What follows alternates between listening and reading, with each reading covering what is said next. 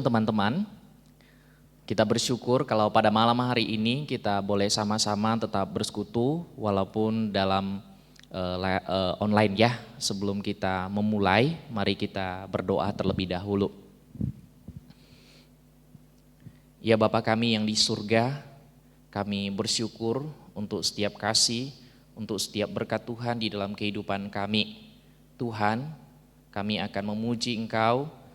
Biarlah kiranya Engkau yang hadir di tengah-tengah kami, Allah Roh Kudus menyertai dengan kami dimanapun kami berada. Dan untuk teman-teman kami yang sudah bergabung, biarlah kiranya Tuhan Engkau yang memimpin menyertai dengan mereka. Terpujilah Engkau Tuhan, kami menyerahkan ibadah kami pada malam hari ini ke dalam tangan kasih Tuhan. Atas nama Tuhan Yesus, Juru Selamat kami yang hidup, kami berdoa. Amin. Teman-teman, apapun yang terjadi di dalam kehidupan kita, mari tetap kita melihat Tuhan, kita mencari wajah Tuhan sehingga setiap hari dalam keadaan susah atau sulit kita tetap bisa bersuka. Karena apa? Karena kita di dalam Tuhan. Kita angkat pujian, bersuka dalam Tuhan.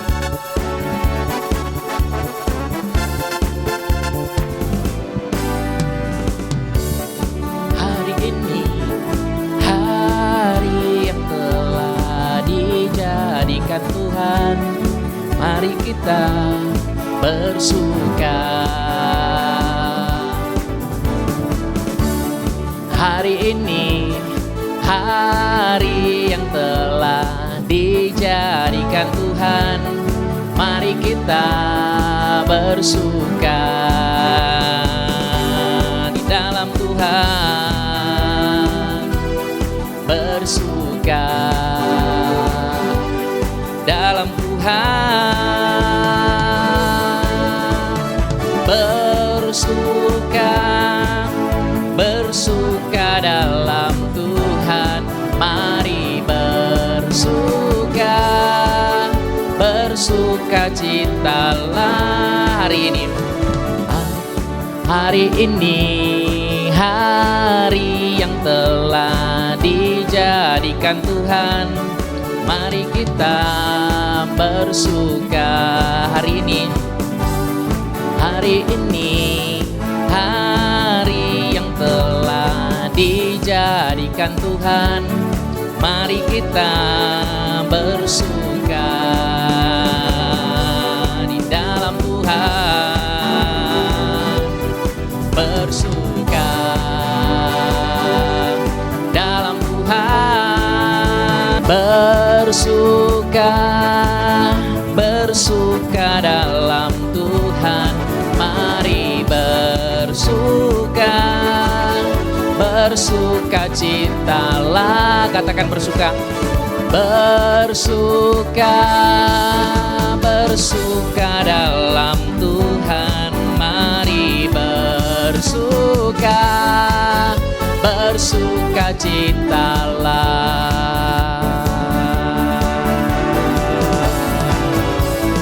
Bersuka, bersuka dalam Tuhan, mari bersuka, bersuka citalah.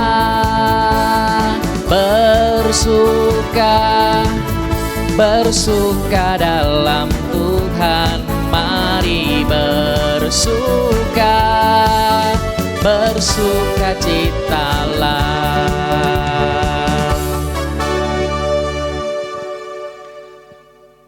Biarlah pada saat ini kita terus mau menyerahkan hidup kita ke dalam tangan Tuhan. Kenapa? Karena Tuhan itu adalah Sang Penjunan dan kita itu adalah tanah liat yang setiap hari dibentuk Tuhan supaya hidup kita lebih baik dan lebih indah. Kita angkat pujian, ku mau sepertimu, Yesus.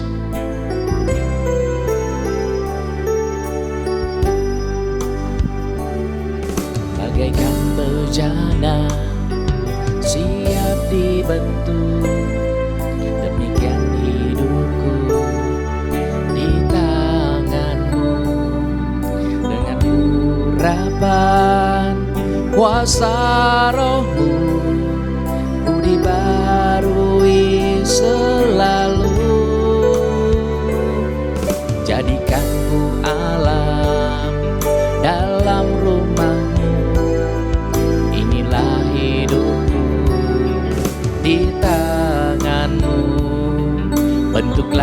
ikhlas turut kehendak-Mu, pakailah sesuai rencana-Mu. Katakan, ku mau seperti-Mu Tuhan. Ku mau seperti-Mu Yesus, disempurnakan selalu dalam segenap jalanku, memuliakan nama-Mu. Bagaikan bejana siap dibentuk, demikian hidupku di tangan-Mu. Dengan urapan kuasa Roh-Mu, ku dibaharui selalu. Jadikan ku amin dalam rumah-Mu, inilah hidupku di tangan-Mu. Bentuklah seturut kehendak-Mu, pakailah sesuai rencana-Mu. Katakan, ku mau seperti-Mu Yesus. Ku mau seperti-Mu Yesus, disempurnakan selalu dalam segenap jalanku, memuliakan nama-Mu. Ku mau seperti-Mu Yesus, disempurnakan selalu dalam segenap jalanku, memuliakan nama-Mu, memuliakan nama-Mu,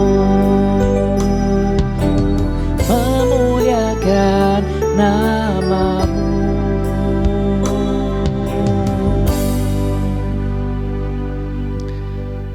Saat ini adalah penyampaian firman Tuhan oleh Mbok Su Iwan, waktu dan tempat.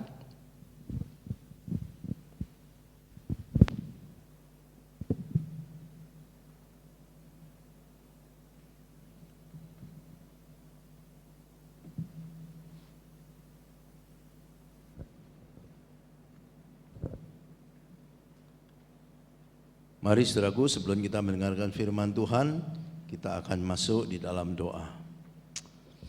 Bapa di surga, sekali lagi kami bersyukur untuk kehidupan yang Tuhan berikan sampai hari ini. Kami juga bersyukur untuk perlindungan Tuhan daripada segala virus corona. Kami masih sehat sampai hari ini. Itu semuanya adalah anugerah. Dan Tuhan, sekarang kami mau duduk dekat kaki Yesus, mendengarkan firman-Mu. Berbicaralah Tuhan, kami siap untuk mendengar. Pakailah hamba-Mu menjadi alat-Mu saja, menjadi saluran kebenaran pada malam hari ini. Dan biarlah kebenaran apa yang hamba sampaikan sungguh jadi berkat bagi setiap orang yang mendengar. Supaya kami di dalam mengikut Yesus, boleh mengikut Yesus dengan sepenuh hati. Terima kasih ya Tuhan, dalam nama Yesus kami doa. Amin. Selamat malam Bapak Ibu yang terkasih. Tema khotbah saya hari ini adalah Wholly Follow God, atau dalam bahasa Indonesia mengikut Tuhan sepenuh hati. Mari kita membuka nats kita dari kitab Yosua pasal 14 ayat 6 sampai 15. Yosua 14 ayat 6 sampai 15. Kita akan baca terlebih dahulu ayat 6 sampai 9. Demikian bunyinya. Bani Yehuda datang menghadap Yosua di Gilgal. Pada waktu itu berkatalah Kaleb bin Yefune orang Kenas itu kepadanya, engkau tahu firman yang diucapkan Tuhan kepada Musa, abdi Allah itu, tentang aku dan tentang engkau di Kades Barnea. Aku berumur 40 tahun ketika aku disuruh Musa, hamba Tuhan itu, dari Kades Barnea untuk mengintai negeri ini, dan aku pulang membawa kabar kepadanya yang sejujur-jujurnya. Sedang saudara-saudaraku yang bersama-sama pergi ke sana dengan aku membuat tawar hati bangsa itu. Aku tetap mengikuti Tuhan Allahku dengan sepenuh hati. Pada waktu itu Musa bersumpah katanya, sesungguhnya tanah yang diinjak oleh kakimu itu akan menjadi milik pusakamu dan anak-anakmu sampai selama-lamanya, sebab engkau tetap mengikut Tuhan Allahku dengan sepenuh hati. Satu ayat lagi akan saya bacakan buat saudara, yaitu dari kitab Bilangan Fatsal 14 ayat 24. Ini adalah perkataan Tuhan yang ditujukan kepada Kaleb. Bunyinya demikian, tetapi hambaku Kaleb, karena lain jiwa yang ada padanya, dan ia mengikut aku dengan sepenuhnya, akan kubawa masuk ke negeri yang telah dimasukinya itu, dan keturunannya akan memilikinya. Saudaraku yang terkasih, di sepanjang zaman Tuhan mencari orang-orang percaya yang berani berdiri teguh di atas kebenaran, tidak mudah terhanyut oleh arus dunia, tidak goyah ketika menghadapi masalah dan penderitaan, tidak goncang ketika ada ancaman, dan tetap berdiri kokoh di atas iman padanya dan mengikut Tuhan dengan sepenuh hati. Dan kiranya orang-orang seperti ini Tuhan dapatkan pada malam hari ini di antara saudara-saudara yang mengambil bagian di dalam ibadah malam hari ini. Kiranya saudara menjadi salah satu orang yang dicari oleh Tuhan, yaitu orang yang mengikut Tuhan sepenuh hati, berdiri kokoh di atas iman dan tidak goncang oleh apapun. Saya ingin mengutip perkataan dari seorang hamba Tuhan besar, yaitu E.W. Tozer, yang berkata demikian, Allah menginginkan kita seutuhnya, dan ia tidak akan berhenti sampai ia mendapatkan semuanya. Sebagian saja tidaklah cukup. Saudaraku, Allah menginginkan diri saudara dan saya seutuhnya. Dia akan terus memproses saudara dan saya sampai dia mendapatkan semuanya. Sebagian saja tidak cukup. Allah tidak mau saudara mengikut Tuhan dengan sebagian atau separuh hati. Tapi Allah yang menginginkan saudara mengikut Tuhan sepenuh hati. Orang yang mengikut Tuhan sepenuh hati akan menyingkirkan dan mengesampingkan apapun asal itu bisa menyenangkan Tuhan. Dan sekali lagi saya berharap orang itu adalah saudara dan saya hari-hari ini, yaitu orang yang menyingkirkan segala hal, mengesampingkan segala hal asal hidupnya bisa menyenangkan Tuhan. Hari ini kita mau belajar dari salah seorang tokoh Alkitab yang mengikut Tuhan dengan sepenuh hati, yaitu Kaleb. Kaleb mengikut Tuhan dengan sepenuh hati. Mari kita melihat daripada bacaan kita di ayat yang ke-8. Ini perkataan Kaleb. Kaleb sendiri yang berkata, aku tetap mengikut Tuhan Allahku dengan sepenuh hati. Oh, kalau dia sendiri yang berkata demikian, apakah itu benar? Belum tentulah. Tetapi mari kita lihat ayat berikutnya, saudaraku, ayat yang ke-9.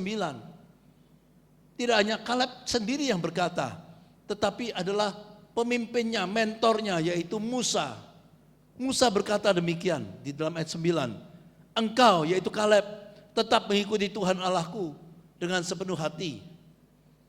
Jika masih belum cukup, maka rekannya yang paling dekat dengan dia, orang yang seperjuangan dengan dia, yaitu Yosua, menulis di dalam ayat 14. Yosua berkata demikian, ia, yaitu Kaleb, tetap mengikuti Tuhan dengan sepenuh hati. Saudaraku, lihatlah di sini ada dua orang yang menjadi saksi bahwa Kaleb mengikuti Tuhan dengan sepenuh hati. Dan kalau itu masih belum cukup, ada satu pribadi yang menjadi jaminan bahwa benar-benar Kaleb adalah orang yang mengikuti Tuhan dengan sepenuh hati, yaitu Tuhan sendiri.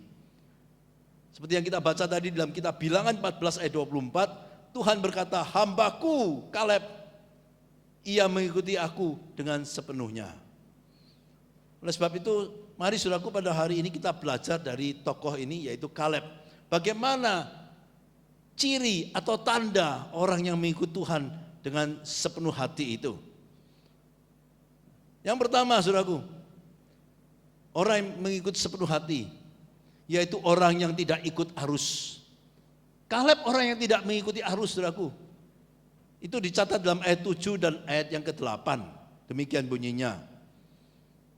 Dan aku, ini Kaleb ya berkata demikian, dan aku pulang membawa kabar kepadanya yang sejujur-jujurnya. Sedang saudara-saudara yang bersama pergi ke sana dengan aku, membuat tawar hati bangsa itu. Aku tetap mengikuti Tuhan Allahku dengan sepenuh hati. Lihatlah di sini saudaraku bahwa Kaleb berbeda dengan yang lain.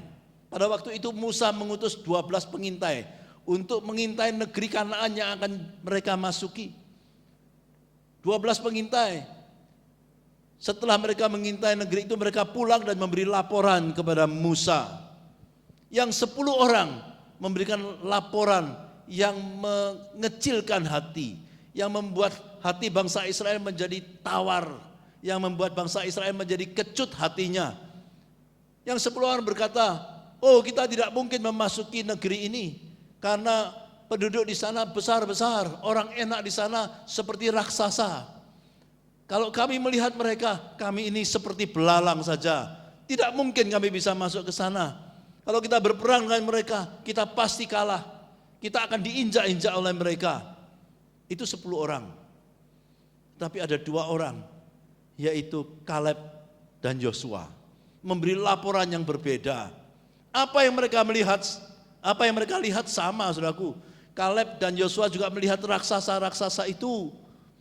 Tetapi mereka membuat bangsa Israel menjadi teguh dan berani. Mereka tidak memberikan kata-kata yang negatif, tapi mereka mengeluarkan kata-kata yang positif, yang membuat bangsa itu mempunyai semangat. Mereka berkata, yes, memang orang-orang di sana besar dan seperti raksasa. Tetapi bersama dengan Tuhan, kita pasti bisa menduduki negeri itu. Bersama dengan Tuhan kita akan telan habis mereka. Artinya apa, saudaraku? Kaleb mengandalkan Tuhan. Mereka tidak mampu menghadapi raksasa-raksasa itu. Tetapi karena ada Tuhan, Kaleb dan Yosua mempunyai iman. Kita pasti bisa masuk, kita pasti bisa menang. Kita akan telan habis mereka itu. Itu sudah bisa buka di dalam kitab Bilangan 13 dan kitab Bilangan pasal yang ke-14. Lihatlah saudaraku, di sini Kaleb tidak mengikuti arus. Yang 10 mengatakan hal yang lain, yang 2 mengatakan yang lain. Artinya Kaleb dan Yosua tentunya berani berbeda. Ia tidak mengikuti orang banyak yang memberontak dan bersungut-sungut kepada Allah. Mereka bersungut-sungut, Tuhan kalau gitu mengapa engkau bawa aku kepada negeri ini? Kita pasti mati nanti kalau memasukinya. Tapi Kaleb berbeda, saudaraku. Kaleb tidak bersungut-sungut, tidak memberontak kepada Allah. Ia menyatakan imannya. Di dalam situasi seperti ini, ia menyatakan imannya. Bersama Tuhan, ia dapat mengalahkan raksasa-raksasa yang menghadang. Bilangan 14 ayat 7 dan 9 berbunyi demikian. Negeri yang kami lalui untuk diintai itu adalah luar biasa baiknya. Lihatlah saudaraku, yang lain melihat raksasa-raksasa, tapi Kaleb dan Yosua melihat negeri itu luar biasa baiknya.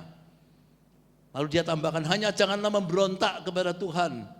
Jangan takut kepada bangsa negeri itu, sebab mereka akan kita telan habis. Tuhan yang menyertai kita. Jangan takut kepada mereka.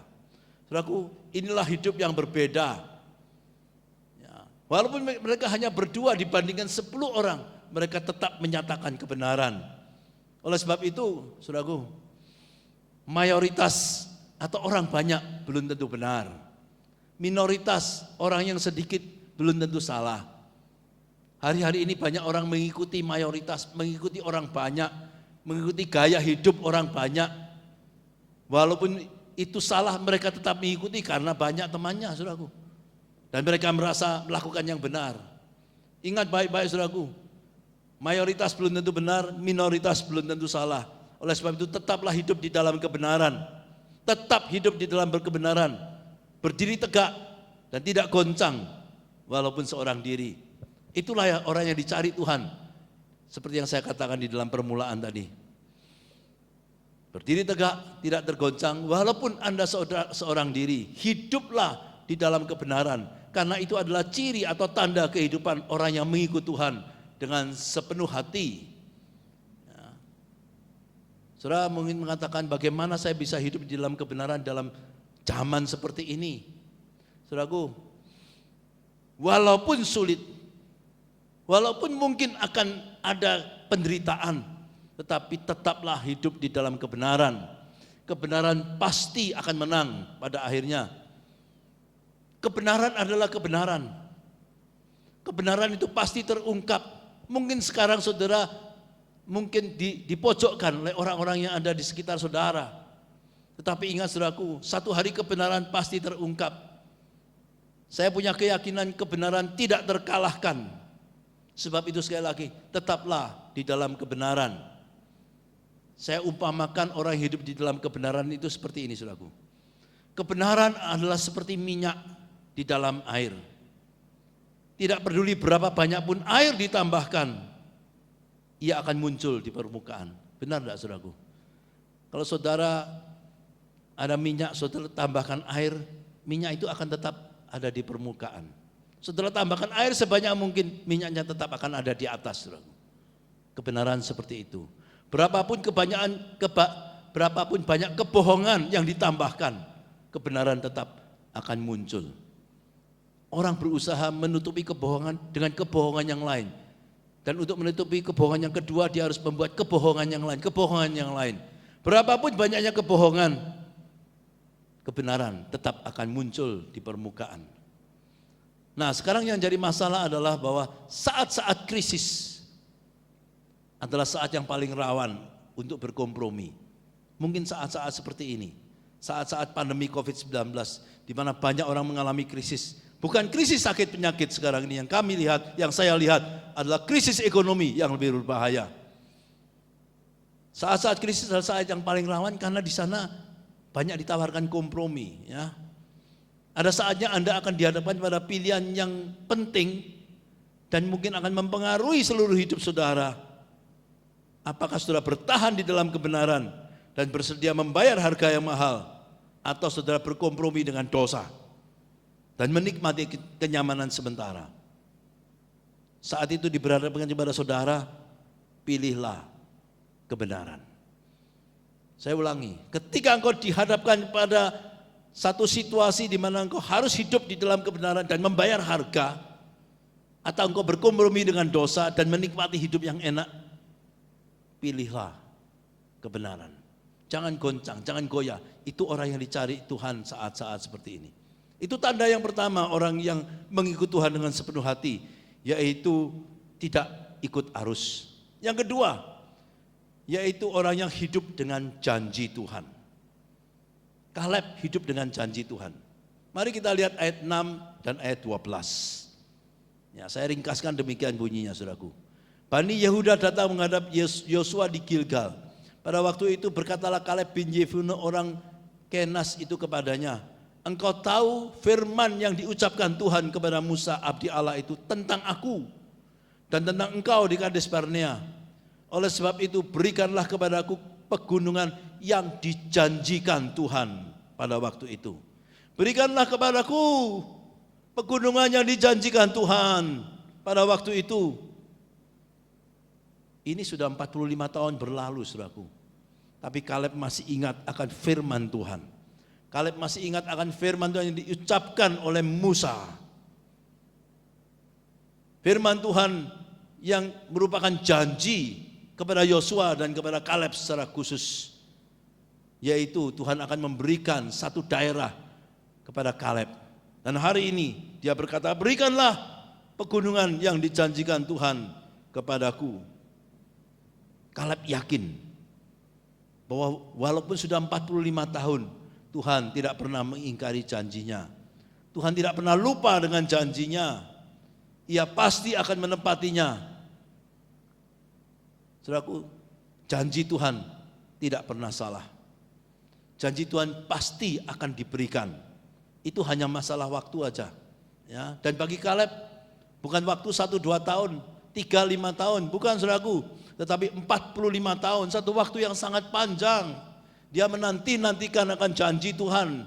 1 tahun, 5 tahun, 10 tahun, tidak ada apa itu kenyataannya, faktanya. Tetapi setelah 45 tahun, dia masih ingat akan janji Tuhan itu. Dan dia berkata kepada Yosua, berikanlah pegunungan yang dijanjikan Tuhan itu kepadaku. Saudaraku, mungkin peristiwa-peristiwa yang terjadi di sekeliling saudara, di sekitar saudara, di dalam tahun-tahun saudara menantikan janji Tuhan, tidak mendukung janji itu sendiri.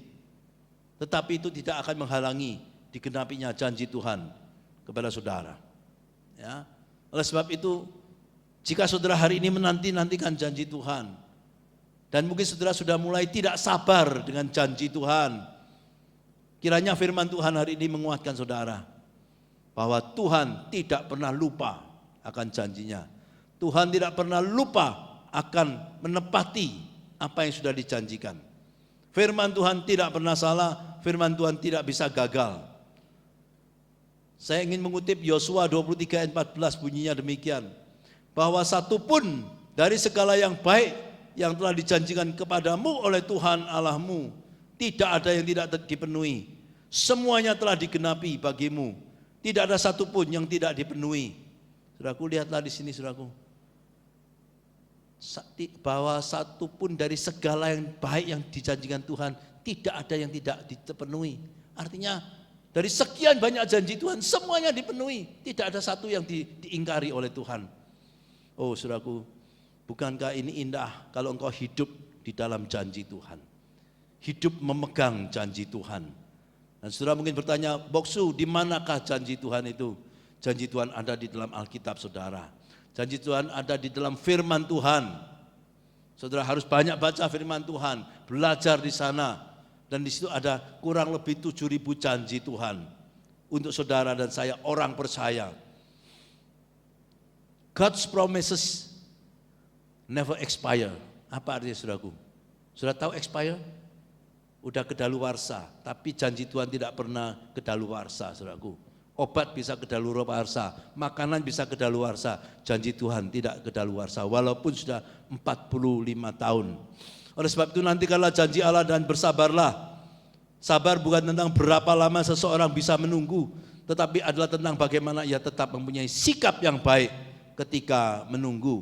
Ketika saudara menunggu janji Tuhan hari-hari ini, bersikaplah yang baik. Artinya jangan goncang, jangan goyah, jangan memberontak. Ya, tetapi tetaplah nantikan Tuhan dengan sikap yang taat dan berserah kepadanya. God's promises never expire, tidak akan pernah kedaluwarsa. Yang ketiga, yang terakhir, bagaimana orang yang mengikut Tuhan dengan sepenuh hati, yaitu orang yang bertindak sesuai dengan imannya. Dan Kaleb bertindak sesuai dengan imannya, saudaraku. Mari kita lihat ayat 10 dan 11. Berbunyi demikian, jadi sekarang telah berumur 85 tahun aku hari ini. Pada waktu ini, aku masih sama kuat seperti pada waktu aku disuruh Musa. Seperti kekuatanku pada waktu itu, demikianlah kekuatanku sekarang untuk berperang dan untuk keluar masuk. Artinya apa, saudaraku? Kaleb mempunyai iman tadi, bahwa Tuhan pasti akan menepati janjinya, bahwa daerah yang pernah dijanjikan Tuhan pasti akan diberikan kepadanya. Ya, Bilangan 14 tadi Tuhan berkata, Kaleb akan masuk negeri itu dan akan memiliki negeri itu. Maka dikatakan di sini, saya siap untuk berperang, mendapatkan negeri yang dijanjikan Tuhan itu. Lihatlah saudaraku di sini, Kaleb mempunyai iman, dan karena imannya itu, Kaleb siap untuk berperang, walaupun dalam usia lanjut. Kaleb sendiri tadi berkata, sekarang usiaku 85 tahun. 85 tahun siap untuk berperang. Saudaraku, iman saja tidak cukup. Iman tanpa perbuatan mati, kata Yakobus. Ya. Saudara punya iman, tapi kalau saudara tidak lakukan sesuatu untuk mewujudkan iman saudara, maka itu seperti mimpi, saudaraku. Ya. Iman tanpa perbuatan mati, atau dalam gaya bahasa saya, iman tanpa perbuatan itu mimpi, saudaraku. Ya. Saudara punya iman, tapi saudara tidak lakukan sesuatu, saudara tidak bertindak, saudara hanya berdiam diri saja, itu mimpi, saudaraku. Kalau Kaleb hanya beriman bahwa Tuhan menepati janjinya, tapi dia tidak maju berperang, dia hanya berdiam diri menunggu akan janji Tuhan itu, maka dia tidak akan memperoleh negeri itu. Tapi Kaleb tidak, saudaraku. Dia punya iman dan dia siap bertindak sesuai dengan imannya. Oleh sebab itu saya juga mendorong saudara, bahwa iman saja tidak cukup. Hari-hari saudara punya iman, yes, bagus, harus. Tapi mari saudaraku, kita melangkah, bertindak dengan iman kita. Memang kadang-kadang langkah pertama itu sukar, saudaraku. Ya, langkah pertama itu sangat berat. Tetapi langkah pertama akan menentukan apakah engkau akan mendapatkan janji itu. Apakah engkau akan mewujudkan iman yang kau percaya itu. Rancangan besar, pekerjaan besar, sukses yang besar selalu dimulai dengan langkah pertama, bukan? Kalau tidak ada langkah pertama, bagaimana saudara mau sukses besar dalam kehidupan ini? Kalau saudara tidak lakukan langkah pertama, bagaimana engkau bisa mendapatkan satu hasil yang besar dalam kehidupan ini? Bisnis yang besar, pekerjaan yang besar, tak bisa, saudaraku. Saudara tidak bisa hanya berdiam diri di rumah dan menunggu berkat itu jatuh sendiri. Saudara harus do something. Dan itu yang sesuai dengan iman kita. Karena ketika Anda mulai melangkah dengan iman, maka segala sesuatu akan mulai berubah. Percayalah, saudaraku. Tetapi sebaliknya jika Anda tidak melangkah dengan iman, maka tidak akan ada perubahan dalam kehidupan ini. Hari-hari ini bagaimana dengan kehidupan saudara? Ya, mungkin saudara menghadapi situasi yang sulit, saudara menghadapi masalah yang besar. Tapi saudara punya iman bahwa Tuhan pasti memelihara, Tuhan pasti menepati janjinya. Tuhan tidak meninggalkan, yes itu baik. Tetapi itu pun tidak cukup. Lakukan sesuatu, saudaraku. Bertindaklah dengan iman yang sesuai dengan iman saudara. Ya, jangan hanya berpangku tangan dan berdiam diri. Ketika Anda mulai melangkah dengan iman, maka segala sesuatu akan mulai berubah. Bapak Ibu yang terkasih, saya ingin menutup khotbah saya dengan satu ringkasan dalam satu kalimat seperti ini. Ikutilah Tuhan dengan sepenuh hati. Wholly follow God. Jalanilah hidup berbeda dengan orang dunia atau dengan orang banyak. Ingat, mayoritas belum tentu benar, minoritas belum tentu salah. Percaya sepenuhnya pada janji Tuhan dan bertindaklah dengan iman. Maka janji-janji Allah akan tergenapi dalam kehidupan saudara dan kehidupan saudara akan berubah. Amin. Sekarang mari kita berdoa. Terima kasih Tuhan untuk firman-Mu pada malam hari ini. Di tengah situasi yang tidak biasa, yang tidak normal, yang sulit, yang penuh dengan kesulitan, tantangan, Tuhan, firman-Mu mengingatkan kami, supaya kami tetap hidup di dalam kebenaran, walaupun seorang diri. Supaya kami tidak berkompromi dengan dosa, tapi kami tetap berani untuk membayar harga, untuk berdiri teguh, tidak goncang oleh apapun, di dalam kebenaran. Dan firman-Mu mengajarkan kami untuk hidup memegang janji Tuhan. Karena kami yakin sesuai dengan firman-Mu malam ini, janji-Mu tidak berubah. Engkau tidak pernah melupakan janji-Mu. Engkau pasti menepati janji-Mu. Terima kasih Tuhan. Dan yang ketiga, biarlah kami mau bertindak sesuai dengan iman yang ada pada kami. Karena kami yakin Tuhan sedang merancangkan yang baik dalam hidup kami, orang percaya. Tuhan berkati setiap orang yang mengikuti siaran atau persekutuan online pada malam hari ini, dimanapun mereka berada, dengan segala pergumulan-pergumulan, Tuhan tolong mereka, supaya pada akhirnya, pada zaman sekarang ini, engkau mendapatkan orang-orang yang mengikut engkau dengan sepenuh hati. Dalam nama Yesus, hamba berdoa. Amin.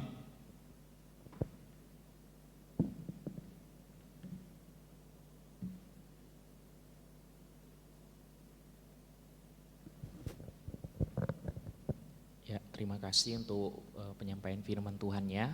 Sebelum kita mengangkat pujian, teman-teman lihat untuk yang akan memberikan persembahan di sini slide-nya untuk yang lewat transfer di rekening di bawah di slide ini ya.